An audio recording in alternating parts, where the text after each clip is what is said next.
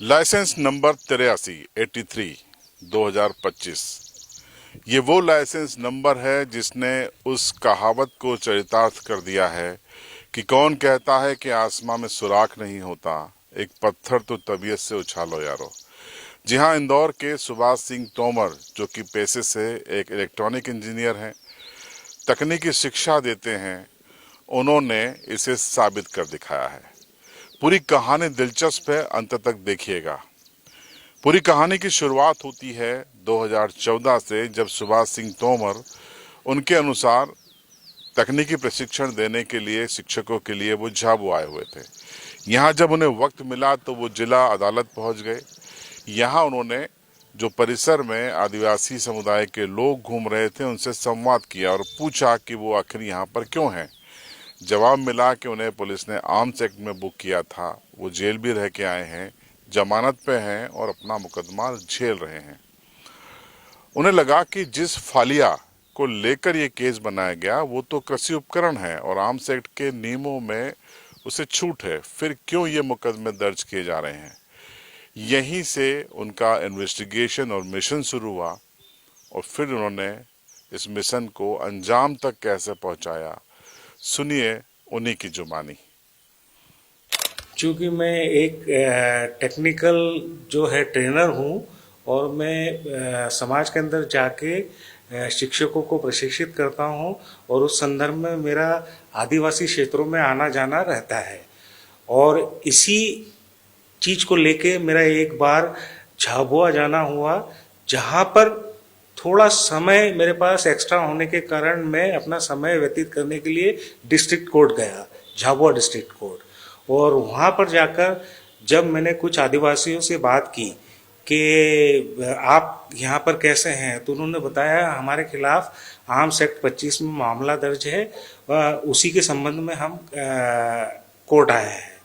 तो फिर मैं जिज्ञासावश मैंने उनसे पूछा कि कौन सा हथियार आपके पास था, तो बोले कृषि के लिए जो हम घास काटते हैं वो हमारे पास था और हम रात को शाम को जा रहे थे तो वहाँ पर पुलिस ने हमें पकड़ा और हमारे खिलाफ आर्म्स एक्ट 25 का प्रकरण दर्ज कर लिया। तो फिर मेरे मन में जिज्ञासा जागी कि अगर कृषि में इस्तेमाल होने वाले शार्प एज्ड वेपन पर अगर आर्म्स एक्ट 25 लग रहा है तो ये तो जो फंडामेंटल राइट है, राइट टू लाइवलीहुड है ना, आजीविका जीने का अधिकार, उसका हनन है। तो फिर मेरे ये मन में विचार आया कि इस पर कुछ खोज करना जरूरी है। फिर मैंने बाजार जाकर आर्म्स एक्ट 1959 की जो बुक है वो खरीदी और उसका गहन रूप से अध्ययन किया। तो आपने सुभाष सिंह तोमर साहब को सुना कि कैसे उनकी इस लड़ाई, इस जंग की शुरुआत हुई। हम आपको इस संक्षिप्त स्टोरी में उनकी ये लड़ाई जो बीते 5-6 साल तक चली है वो बता रहे हैं। उन्होंने इंदौर कलेक्टर को आवेदन दिया कि उनको शस्त्र लाइसेंस के रूप में एक तलवार, कटार और खुकरी आवंटित की जाए, लेकिन उनका आवेदन लेने से ही इनकार कर दिया गया। उन्होंने कहा कि आप आवेदन तो रिसीव कीजिए, देना न देना आपके हाथ में है। तब उनका आवेदन स्वीकार किया गया। यहीं से उनकी जीत की बुनियाद पड़ी।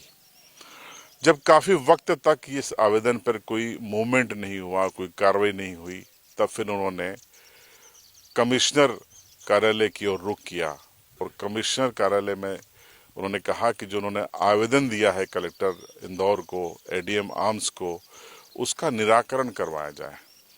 कई दौर की सुनवाई के बाद कमिश्नर इंदौर ने निर्देश दिए कि कलेक्टर इस मामले पर एक्शन लें, यानी कि निराकरण किया जाए। उसके बाद लड़ाई शुरू हुई। तब डीसीपी ने उनके लाइसेंस को नॉन रिकमेंड कर दिया। यहां से सुभाष सिंह तोमर की दूसरी लड़ाई शुरू हुई। उनका कहना था कि पुलिस को अधिकार ही नहीं है कि वो नॉन रिकमेंड करें, उनको सिर्फ क्राइम की इंफॉर्मेशन देनी होती है। ये डीएम का विवेकाधिकार होता है। मुझे ऐसा लगा कि ये एक ऐसा विषय है जहाँ पर कोई चीज़ डिफाइंड नहीं है।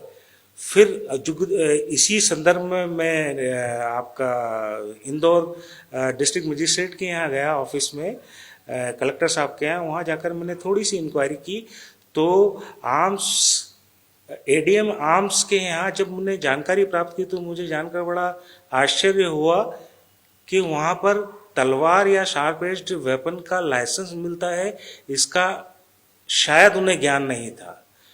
तो फिर मुझे बड़ा गंभीर विषय लगा। फिर इससे संबंधित मैंने एक आरटीआई फाइल की एडीएम आर्म्स इंदौर में।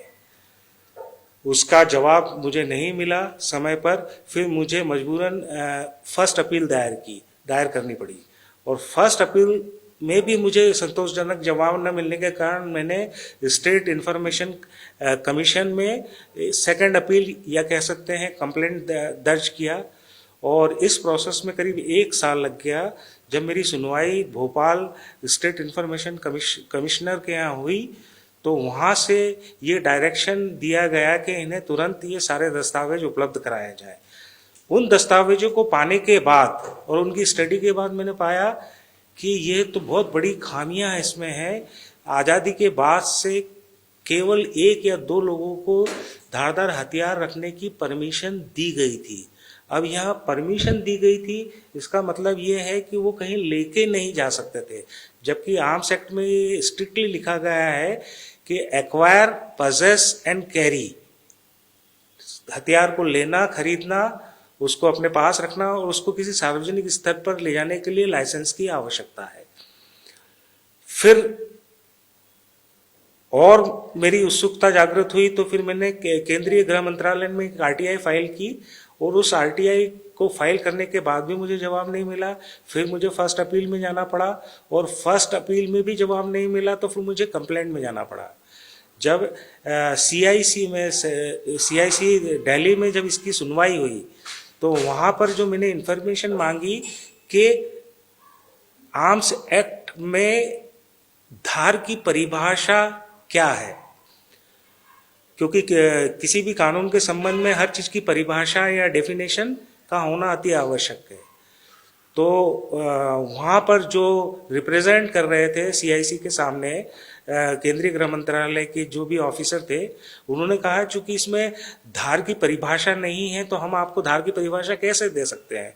फिर मैंने उनसे कहा, सीआईसी से अनुरोध किया कि कृपया आप अपने जजमेंट में ये लिखने का कष्ट करें कि आर्म्स एक्ट में धार की कोई परिभाषा नहीं है। और उसके आने के बाद फिर मैंने इसकी लड़ाई शुरू की। तब तक मतलब 2017, ये 2014 से शुरू हुआ था, 2017 करीब आने में था। और 17 में आने के बाद फिर मैंने डिसाइड किया कि मैंने एक एप्लीकेशन बनाई, और एप्लीकेशन बना के एडीएम आर्म्स के यहाँ सबमिट किया कि मुझे धारदार हथियार की लाइसेंस दिया जाए। अब धारदार हथियार का लाइसेंस दिया, पहली बात तो उन्होंने कहा था आप बंदूक का लाइसेंस ले लो, आप एक तलवार का लाइसेंस, क्या तलवार तो आप ऐसे भी रख सकते हैं। मैंने कहा साहब आप इसको रिसीव कीजिए, और उन्होंने रिसीव नहीं किया। बड़ी मुश्किल से मैंने उसका रिसीविंग लिया वहाँ से, और उसके बाद मैं काफ़ी समय तक वेट करता रहा। फिर मैंने निर्णय लिया कि मुझे हाईकोर्ट का रुख करना पड़ेगा। फिर माननीय उच्च न्यायालय इंदौर खंडपीठ में मैंने एक रिट पिटीशन दायर की, और मेरा मूल उद्देश्य था इस शार्प एज्ड वेपन से लेकर जो खामियां, प्रशासनिक खामियां हैं, उसको दूर किया जाए। तो मैंने रिट पिटीशन पहली फाइल की। उसमें मैंने ये मांग की कि लाइसेंस का प्रोसीजर, प्रशासन को आदेश दिया जाए कि लाइसेंस का प्रोसीजर सेट किया जाए, क्योंकि लाइसेंस का प्रोसीजर एक्ट में है। जब हमारे आर्ग्यूमेंट को देखने के बाद ऑनरेबल बेंच ने उसकी समाज में उसकी व्यापकता को देखते हुए उसको पीआईएल में कन्वर्ट कर दिया, पब्लिक इंटरेस्ट लिटिगेशन में। फिर वो जो पीआईएल थी उसमें सुनवाई हुई डिवीजन बेंच में, ऑनरेबल डिवीजन बेंच में, इंदौर खंडपीठ में। तो सुभाष सिंह तोमर के संघर्ष का दौर जारी था। अधिकारी भी इस मंशा में थे कि कैसे भी मामले को टाल दिया जाए, खींच दिया जाए। लेकिन सुभाष सिंह तोमर भी अड़े हुए थे कि वो अपने इस आवेदन को अंजाम तक पहुंचाएंगे, फिर चाहे उन्हें जंग इंदौर से लेकर हाई कोर्ट तक और फिर दिल्ली तक क्यों न लड़नी पड़े। जंग की शुरुआत में उनको हाई कोर्ट भी जाना पड़ा। हाई कोर्ट में जाकर उन्होंने कहा कि जो कमिश्नर ने आदेश दिया है उसको एग्जीक्यूट करवाने का आदेश दें। हाईकोर्ट ने उनके तर्कों से सहमत होने के बाद एग्जीक्यूशन का आदेश दिया। वो ऑर्डर पास होने के बाद भी वो कंप्लायंस नहीं हुआ और आखिरी में मुझे कंटेम्प्ट में जाना पड़ा। कंटेम्प्ट पिटीशन फाइल की कि हाईकोर्ट माननीय उच्च न्यायालय के आदेश पर अमल नहीं हो रहा है, परंतु जब कंटेम्प्ट पिटीशन की डेट थी उसके 2 दिन पहले ही प्रशासन ने मुझे ये लाइसेंस जारी कर दिया। अब चूंकि मेरा मूल उद्देश्य लाइसेंस लेना नहीं था, मेरा मूल उद्देश्य ये था कि समाज के अंदर और जो पुलिस जो आर्म्स एक्ट 25 में मामले दर्ज करती है और वह भी कृषि उपकरणों पर, और उससे ज़्यादा बड़ी चीज़ ये है कि आदिवासी इलाकों में आर्म्स एक्ट 25 की कार्रवाइयाँ हो रही है, जबकि वो सारे एग्रीकल्चर टूल्स हैं। तो हाईकोर्ट के दबाव के बाद और सुभाष सिंह तोमर की जिद के आगे आखिरकार इंदौर जिला प्रशासन को झुकना पड़ा और लाइसेंस तलवार, खुकरी और कटार का जारी करना पड़ा। स्क्रीन पे आप देखिए, ये वही लाइसेंस नंबर 83/2025 है जो सुभाष सिंह तोमर की जीत की एक मोहर है, सिस्टम की हार की एक बानगी है। अब ये एक बड़ी सफलता थी सुभाष सिंह तोमर की, लेकिन कहानी यहां अभी खत्म नहीं होती। वेपन्स का लाइसेंस तो इंदौर जिला प्रशासन ने दे दिया, लेकिन वेपन्स कहां से लिया जाए, उसकी लाइसेंसी दुकान है क्या?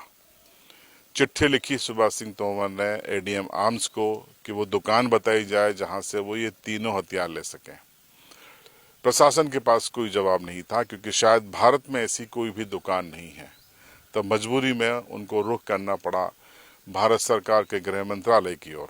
उन्होंने चिट्ठी लिखी कि गृह मंत्रालय बताए कि वो कहां से लाइसेंस लें, और अगर नहीं है तो उनको विदेश से इसे आयात करने की अनुमति दी जाए। इसके बाद गृह मंत्रालय और मध्य प्रदेश के गृह मंत्रालय के बीच पत्राचार शुरू हो गया।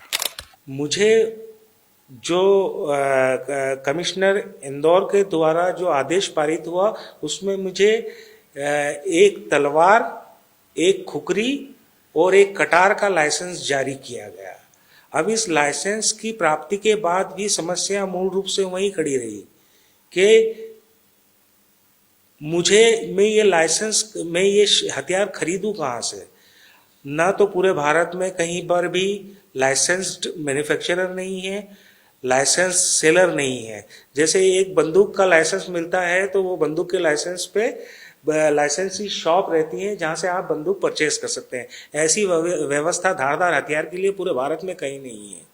तो फिर मुझे मजबूरीवश केंद्रीय गृह मंत्रालय को एक आवेदन करना पड़ा, चूंकि पूरे भारत में कहीं पे भी लाइसेंस्ड मैन्युफैक्चरर नहीं है और लाइसेंस सेलर नहीं है, तो मुझे फॉरेन कंट्रीज से, विदेश से मुझे लाइसेंस इंपोर्ट करने की परमिशन दी जाए। उस संदर्भ में मुझे एक लेटर प्राप्त हुआ केंद्रीय गृह मंत्रालय से, जिसमें उन्होंने मध्य प्रदेश सरकार के गृह मंत्रालय को आदेशित किया है कि मेरे लाइसेंस से संबंधित सारे दस्तावेज उन्हें सौंपे जाए केंद्रीय गृह मंत्रालय को। और अभी भी मैं अपने जो जिसके लिए मुझे लाइसेंस मिला है, तलवार, खोखरी और कटार का, वो मैं अभी भी खरीदने में असमर्थ हूँ। तो वास्तविक अवस्था में पूरे भारत में न तो लाइसेंस मैन्युफैक्चरर है, न लाइसेंस सेलर है, और मेरा यह केस, मुझे ऐसा लगता है कि ये पहला केस है भारत में जहां पर मुझे शार्प एज वेपन का आर्म्स एक्ट के अनुरूप लाइसेंस मिला है, जिसमें मैं स्वतंत्र रूप से लाइसेंस को अपने आर्म्स को, अपनी तलवार को, अपनी खुकरी को पब्लिक प्लेस में लेके जा सकता हूं। तो लाइसेंस नंबर 83 आपकी स्क्रीन पे है, सुभाष सिंह तोमर साहब के साथ स्क्रीन पे है, आप देख लीजिए। ये इनकी बड़ी जीत है, लेकिन अब बारी दूसरी जीत की है कि अब ये वेपन्स जो उनको सेंक्शन किए गए हैं, आखिर उन्हें मिलेंगे कैसे? भारत में ऐसी कोई भी लाइसेंसी दुकान नहीं है। अब विदेश मंत्रालय, भारत सरकार उनको विदेश से लाने की अनुमति देती है, नहीं देती है, ये आने वाले कुछ समय में तय होगा, कुछ हफ्तों में तय होगा। हाईकोर्ट जाने का विकल्प फिर से सुभाष सिंह तोमर साहब के पास खुला हुआ है। ये पूरी कहानी बताने का उद्देश्य सिर्फ यही है कि कई लोग सिस्टम से, प्रशासन से, सरकारों से लड़के थक कर हार जाते हैं या पहले से ही इस मानसिकता में रहते हैं कि सरकारों से लड़ना, प्रशासन से लड़ना उनके लिए नामुमकिन है, असंभव है। लेकिन सुभाष सिंह तोमर साहब ने बता दिया कि अगर आप ठान लेंगे, अगर आप शिक्षित हैं, शिक्षा का महत्व क्या है वो भी इस कहानी से समझ में आता है। अगर आप ठान लेंगे, अगर आप कानून का अध्ययन कर लेंगे, समझ लेंगे, तो निश्चित तौर पर आप कामयाबी हासिल करेंगे, जिस तरीके की कामयाबी सुभाष सिंह तोमर ने हासिल की है। इस कहानी पर आपकी राय कमेंट बॉक्स में जरूर बताएं। चैनल पर नए हों तो सब्सक्राइब करें और बेल आइकन जरूर दबाएं।